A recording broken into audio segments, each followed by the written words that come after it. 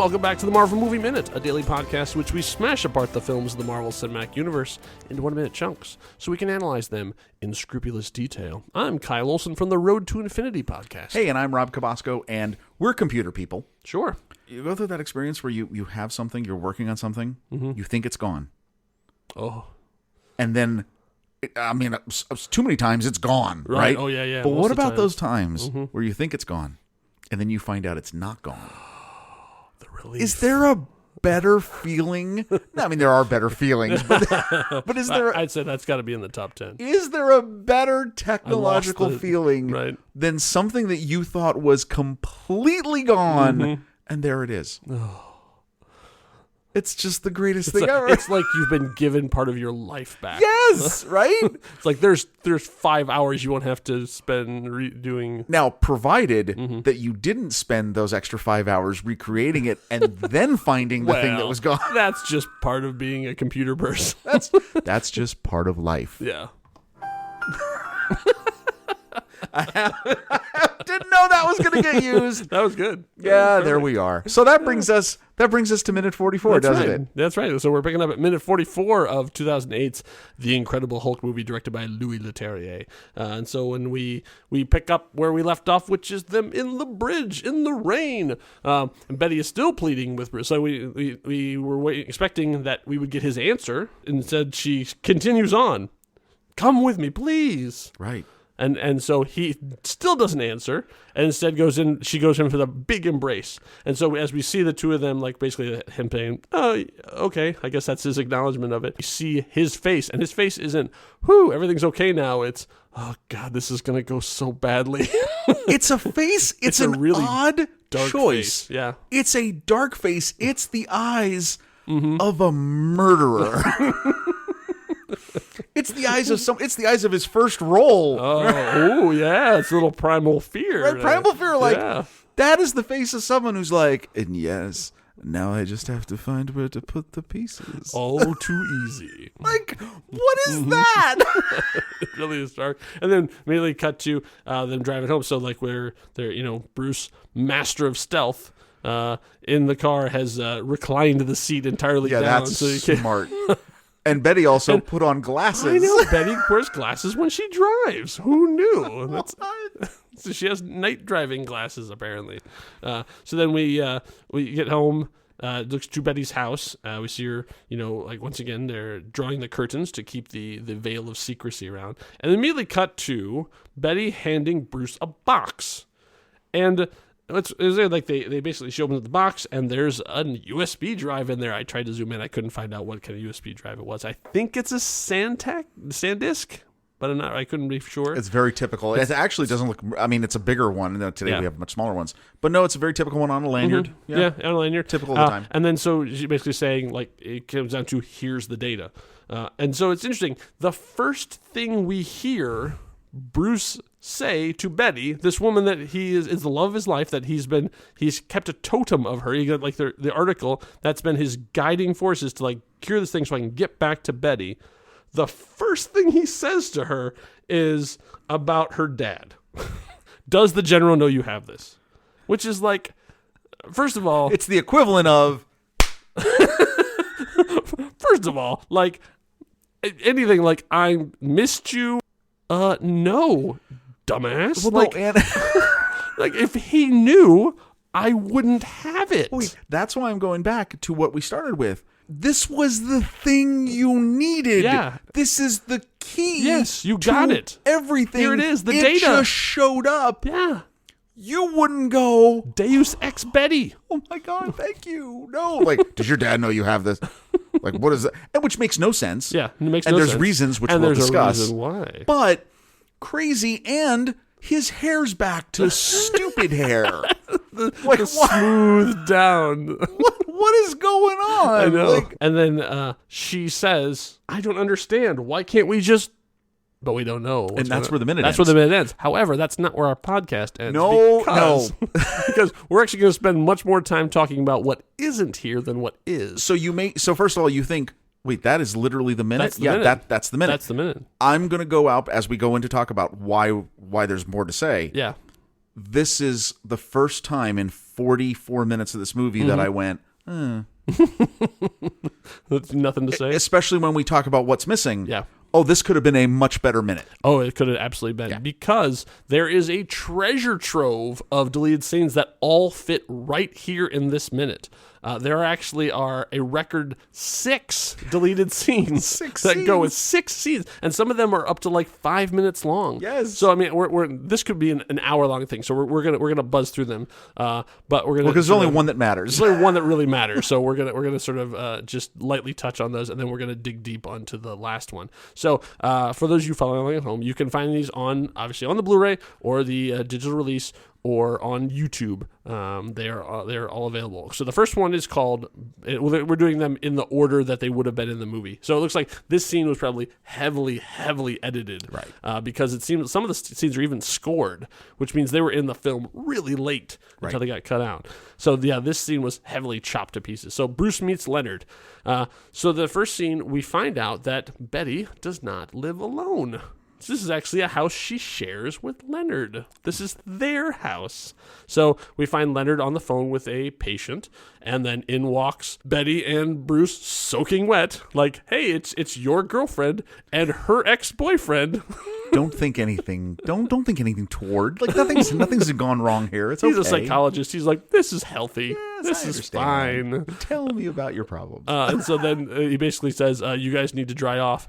And then one of my favorite lines that got cut, which is, I'm cooking, you're talking. Right. Yes. I was like, oh, that's really good if he was a psychologist. And okay, so as we'll talk about these scenes, in this scene, Ty Burrell really comes off as incredibly welcoming. Yeah. Incredibly understanding. Yep. And just a really nice guy, right? And say, look, I'm going to feed you, and you're going to tell me the whole story so I know what's going on. Really, minute 44 is the Ty Burrell got robbed. Oh, yeah. I mean, he absolutely got robbed. Because it seems like the stuff in here is like why he took the movie. Like, oh, there's some really juicy scenes. I get to really dig in there and act and stuff too, and then all of it gets cut out. The next one is Dinner with Bruce is the next deleted scene. And so it's basically he does what he said. They get dried off. They come down. He cooks them dinner. And they all sit down and have a dinner. And this story is actually mildly entertaining. He's talking about a patient who wouldn't get off the phone. It's kind of a funny story. And so they're going through talking about, and then they're all sort of like they're eating, they're drinking wine, they're laughing, they're like he having gets this to the nice punchline. fun. He gets to the punchline of the story. Yeah, and they all laugh. Yeah, and it's like it's a pretty good story. Yes, like, as opposed to the weird story he told in Stanley's restaurant. This is actually a pretty good story, which got cut out of the movie. And then as they're having fun and laughing, Bruce breaks down and starts crying. Because he hasn't had anything happy or joyful in his life in years. And he says, I haven't had anything light.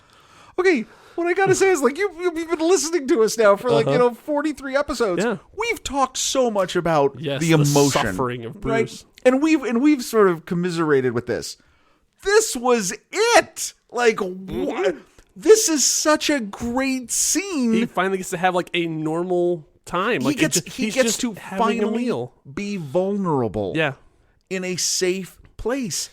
What the heck? I don't know. It reminds me of a deleted scene from The Terminator. I don't know if you know this or not, but there is a deleted scene from the original Terminator by James Cameron, where you have it's Kyle Reese and Sarah Connor, and they're like they're talking about, it's sort of when they're on the run, just talking about and I believe it's grass. They talk about like there's actually grass on the ground, and that makes Kyle Reese cry because he's never seen grass before, and he actually has a full-on meltdown of like, it's so beautiful. Like it's that was so a wise choice for them deleting it, but it's very much reminded me of the main character showing emotion on like this unexpectedly. But like, this is such a wonderful moment because for what we've already seen him go through, he has to have this ability to release, or else it's only going to put him in more danger, because just like anyone, you bottle up these emotions for too long, they will explode. That's right. Right? So whole movie's about that. This was, and maybe there could be reasons, right? Like in the thematic themes here of the story, but I thought this scene was so great. It's a really nice scene. It's great on Ty Burrell. It's great on Ed Norton. Yeah. Yeah. The next lead scene is called The Orchid, and it was a good idea that they deleted it. Now this one we didn't need. No. The basic idea is that Bruce sent Betty a seed of an orchid, and she got it to grow, and they're like having this sort of thing, like, oh wow, that's orchid, you got it to grow, yeah, oh, you can't believe it. And You it's put like the right fungus and in they're the having dirt, this, and look what you yeah, did. they talk all about this stupid flower. They go on, and then as they're like having their little like, oh, like it's like, look, it's like a child we raised together. Then in walks, Hey, what are you all doing? hey, how's it going? You remember me? I'm the boyfriend, Leonard Sampson. Hey, how's it going? That flower's meaningful to you both? Right? I'm just gonna go stand over here and put my arm around my girlfriend. You remember? She's my girlfriend now. You're the ex-boyfriend. It doesn't. It's bad. It doesn't make any of them look good. No, it doesn't. Yeah. It's just not a great scene at all. That was a wise delete. Yeah. Yeah. The next one is called Bruce and Betty Talk. And this is the linchpin. This is the moment. This is the best thing. Like, we're kind to the movie. Like, we're we reverent love it. to the So movie. yes, Like, we're of going course. through all this thing. But I gotta say, this here was a bad choice in editing. Mistake. Total this mistake. was a mistake. Yeah. The Bruce and Betty Talk. Now, I wouldn't have dropped it in entirely. But No. there's the movie. It's like 3 minutes It's about long. or so? 3 minutes 6 seconds. Yeah. The first half. First, you could you cut. easily could have took like Right. the middle chunk of it. You could have used because, well, one thing we discovered before we get into the good part of it is that there was a very different version of this movie. Because as they're talking, they start talking about Mr. Blue, and Betty knows who Mr. Blue is. She refers to him. Do we even want to say? Because Mr. Blue has not been revealed in the course of the movie. A person who Yes. will be revealed later. If you want to watch the lead scene, you can. But basically, she reveals at this point that she knows who Mr. Blue is, Right. and Bruce does as well. So somehow it had been revealed who it was, and so they knew who they were eventually going to meet. So that is like obviously a different version of the movie that exists. And they talk about this person and their specialty and what their reputation is. I mean, like they really are building up this person that we're eventually going to meet, which they're saving it for a surprise in the theatrical cut. But in this, obviously, there was something going on. But then they get to the real thing where this is the point where you would cut it into the movie is Bruce it basically says why he's in town is like, oh yeah, I came for the data and now it's all gone. And she's like, oh, you want the data? And then she goes and gets the box and be like, yeah, I got it right here. I snuck in. I took it because I knew they were going to steal it. So I have all the data right here because I knew this day might come that you would need it again. So I got it. And it's like, first of all, it's great because it shows how smart Betty is, how dedicated she is, and that she also is committed to this plan of curing him. So she's not just, I mean, the thing is, Betty's not just a long-suffering girlfriend. She's the brilliant scientist herself, and she has a head on her shoulders. She was on her side doing what she could to help Bruce. And if he had contacted her in the last couple of years, she had the data, you know?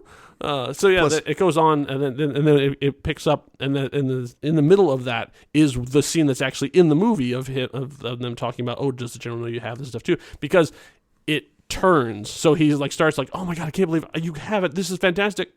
Wait, does the general know you have this? So it takes the turn. It takes the turn, but before it does that, he has this great line where he talks about hope, and he's like, wow, hope. Oh yeah, you never know where hope surprising is. how it'll just come back. Yeah. Right. That's what you needed in the movie. Like, not just, does your dad know about this? Because, well, he makes it even less personal than that. Does the general know about this? And it looks like it's that now as you see what the scene was supposed to be, you can tell that they just ADR'd the rest of it to try and to try and get to the part where he says, make sure does the general know? Look up Incredible Hulk, Bruce and Betty Talk. Yeah. Make sure you watch that scene because the second half of that should have absolutely been in the movie. Yes.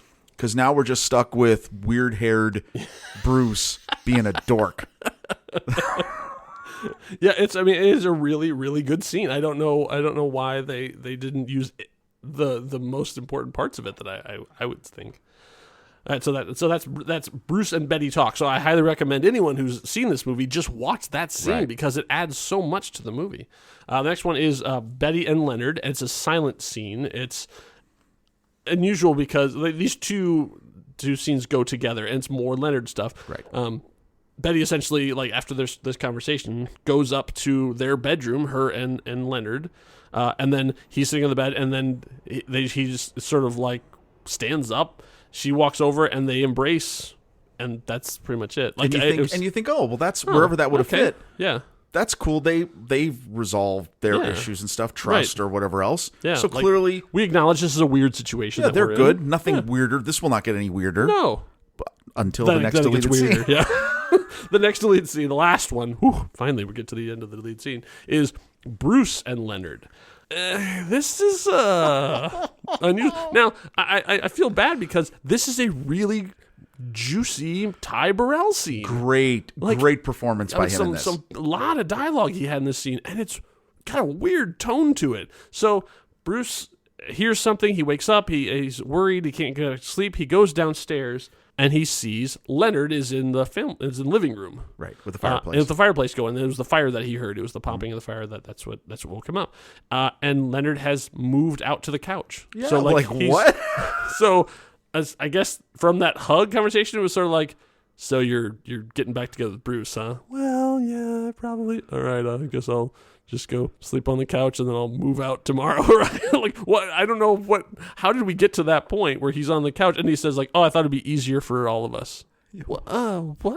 Leonard what? put a ring on it. I feel like, what? It's strange. And then so he sits down with Bruce and offers him some wine. He's like, oh, are you having some? And he says, I'm having lots of it. It's a great line. Yeah. And Bruce's reaction is really good, like, kind of like he was in the bottling plant when he had the moment with the plant owner, and he's like, I need a new factor, and he's kind of like, yeah. And so Leonard kind of starts interviewing Bruce a little bit, a little psychology, a little bit. It's not predatory. He's not like now let's get into your head, but he is a little bit like drawing information out of him. And he even says, I'll reveal something about myself if you answer some questions for me. And so he starts talking because he understands that something happened years ago that was shattering for both of them, and that Bruce ran off, and that he's being pursued by. I don't know if he knows how much it is, but I mean, of course, he works at the university, so he knows the story that he's a fugitive. So he knows it's not just a guy, but he also knows that there's this connection between the two of them, and now here he is back again. So he's trying to figure out what it is, and Bruce is telling him the truth, but not revealing the Hulk part of it. Right. So he's I have close. Anger issues. He's getting close, right. I hurt her because of this anger problem I had, and I had to leave, and I did something terrible that I can never apologize enough for, or something. Just an unusual conversation with the two. It's good. I mean, it's a good scene, but if by itself, you couldn't have had it in the movie. Because it doesn't, with all the rest of the stuff, it doesn't make any sense. It doesn't make sense. It's totally random. I mean, you're dealing with a lot of different stuff. And you also get Leonard acknowledging that, hey, Betty, just like you have these whatever issues you're dealing with that made you run away, well, Betty has a whole portion of her psyche that is locked in darkness. Like, and that's obviously a problem for me. Yeah. So there's that issue. But he does have the one line which does make you laugh is that, I thought about you a long time, and I'll be honest, I wish you were dead. Yeah, that's right. And now that you're not dead, I have options. It does kind of have this weird vibe, I think I'm going to leave now. Yeah, and even at one point in the conversation, Bruce gets this really dark, Hulk-esque expression on his face, like, don't try me. Don't push me, little man. But yeah, it's a weird scene. It's a great Ty Burrell moment, but it doesn't really fit, and it's just odd. But, So all that stuff happened apparently in the course of this minute. So there probably was 10 minutes of footage that was in this 1 minute that they trimmed down just to, does the general know you have which this? Again is crazy, because out of all that, there's about 100 seconds super important. I don't know why you'd make that decision. I really am curious what that is, because although I can understand the need to sometimes cut things, I don't know what were you looking at story-wise at the time you were editing this to say this was the way to go, instead of just at least filling in a little bit between, here's the drive, wow, this is amazing, what the hell? Yeah, right? If I had to go, I would probably say that this was one of those scenes that was taken away, that this was we just got to get to the fight.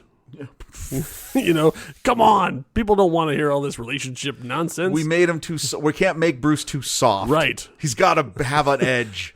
Yeah, that's right. Oh my God, that is probably what happened. This isn't David Banner.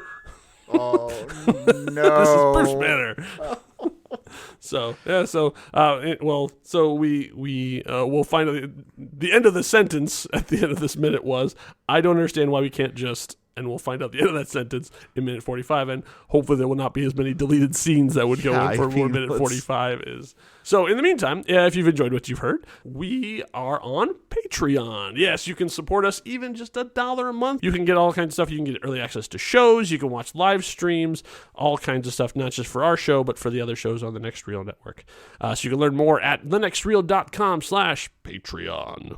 Thanks for listening, everybody. We'll see you back here for minute 45. Hope you had a smashing good time. Until next time, true believers. Bye.